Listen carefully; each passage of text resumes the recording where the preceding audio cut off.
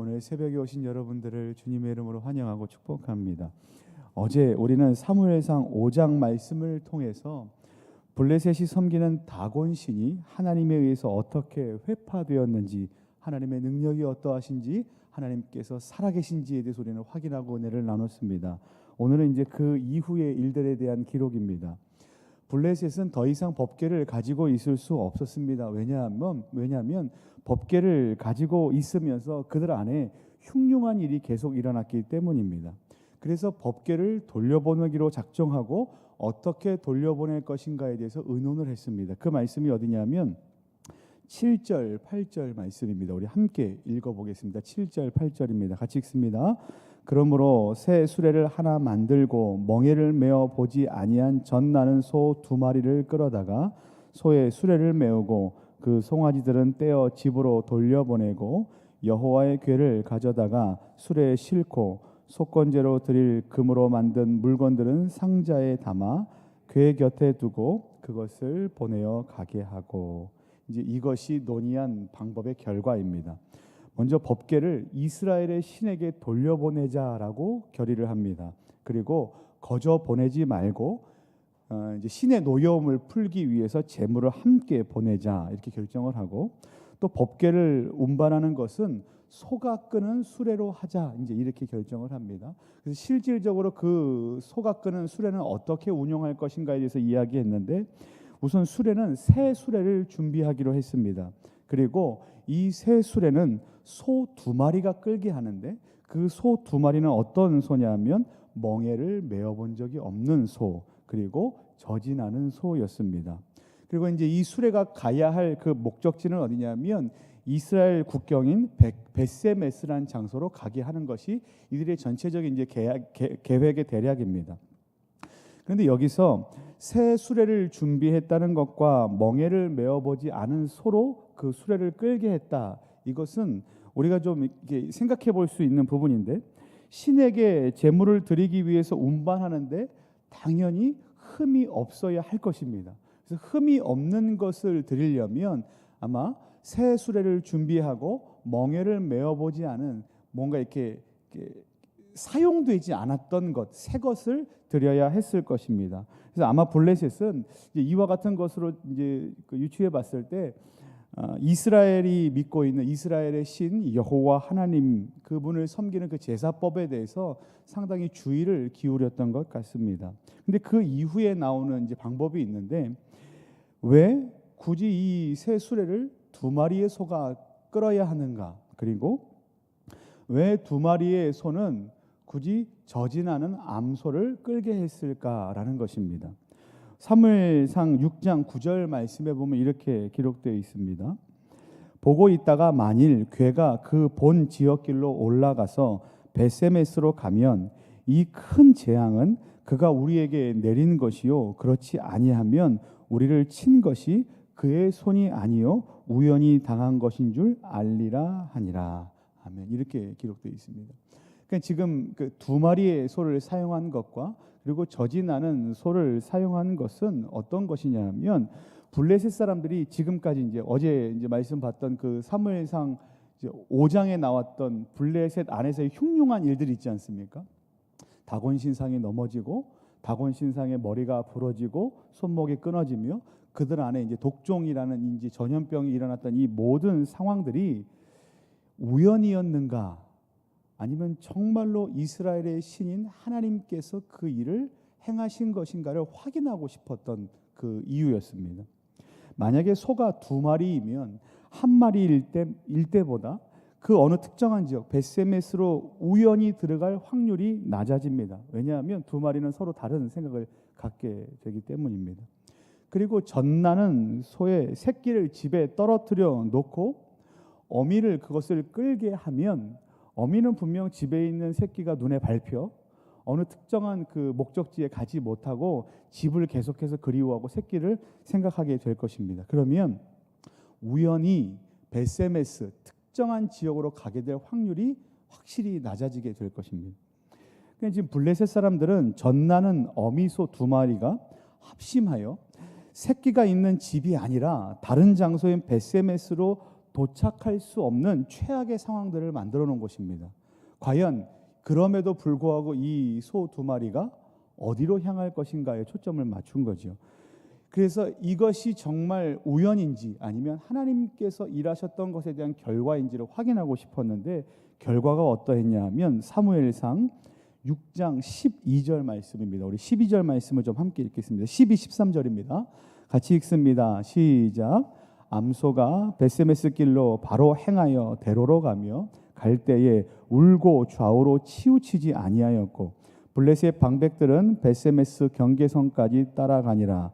베세메스 사람들이 골짜기에서 밀을 베다가 눈을 들어 괴를 보고 그 본 것을 기뻐하더니. 그리고 16절 말씀에 이렇게 되어 있습니다. 블레셋 5방백이 이것을 보고 그날에 에그론으로 돌아갔더라. 자기 땅으로 돌아갔더라. 이렇게 기록되어 있습니다. 전나는 두 마리 소들은 지금 집에 있는 새끼들이 계속해서 눈에 밟혔습니다. 그래서 성경에 보면 계속해서 울부짖었다라고 얘기합니다. 그럼에도 불구하고 이 소 두 마리는 좌우로 치우치지 아니하고 어디로 갔냐면 곧장 벳세메스로 향하여 갔다고 성경은 기록하고 있습니다. 그리고 그것을 누가 확인했냐면 블레셋 방백들이 직접 눈으로 확인했습니다. 그래서 이제 뭐가 확인됐습니까? 지금까지 있었던 이 모든 일들이 분명 하나님께서 일하셨던 것에 대한 결과였다라는 것이 증명된 것입니다. 그리고서야 자기의 땅으로 돌아갔다라고 되어 있습니다.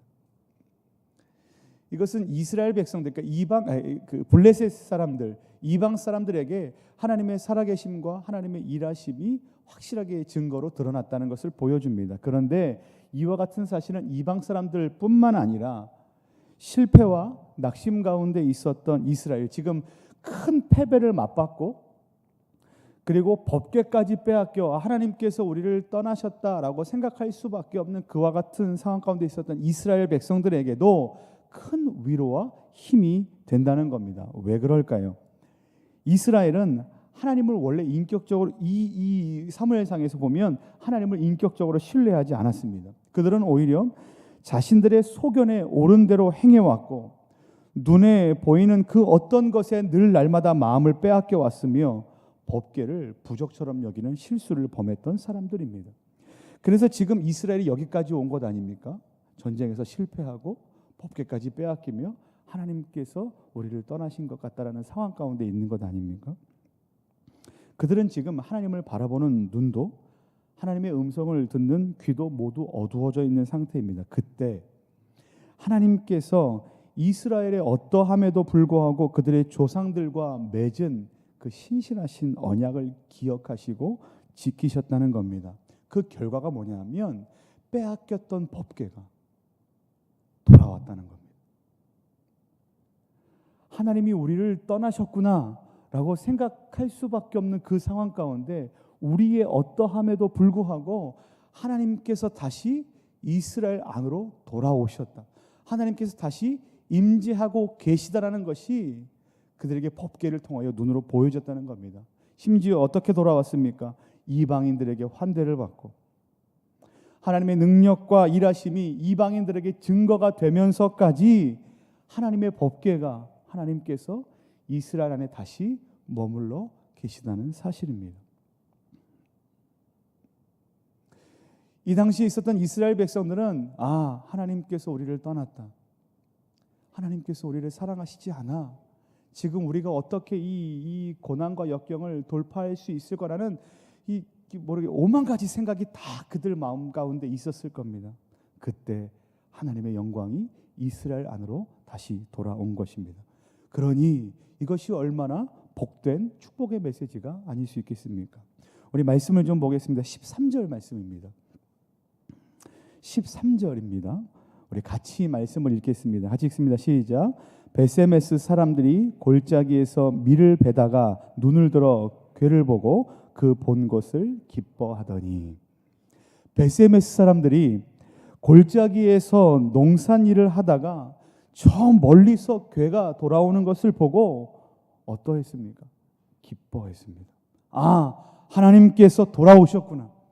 하나님께서 우리와 함께하고 계시는구나. 하나님께서 우리가 갖고 있는 이 고통과 이 어려움들을 외면하지 않고 계시는구나를 확인한 겁니다. 어느 때요?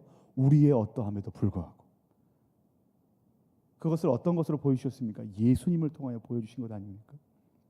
예수님께서 죄악 가운데 있었던 우리의 어떠함에도 불구하고 어떻게 하셨습니까? 이 땅에 오셔서 십자가를 지시고 돌아가시기까지 무엇을 확인시켜 주셨습니까? 이제 내일 말씀 보게 될 텐데 하나님께서 우리와 함께하고 계시다라는 사실을 보여주시고 그렇게 날마다 확증시켜 주시는 것 아니겠습니까?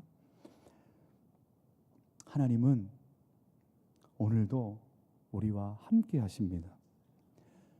그것을 예수님께서 임마누엘의 표지로 보여주셨습니다. 보라, 처녀가 잉태하여 아들을 낳을 것이요 그의 이름은 임마누엘이라 하리라 하셨으니 이를 번역한즉 하나님이 우리와 함께 계신다 함이라. 물론 이스라엘 안에는 여전히 잘못된 신앙으로 인하여 정화되지 않은 신앙의 모습을 보여줍니다. 이제 오늘 본문 말미에 보면 레위인들은 여전히 법궤를 두고 다른 제사를 드렸다고 기록되어 있고 어떤 사람들은 법궤 안을 들여다보다가 죽음을 당했다고 기록이 되어 있습니다.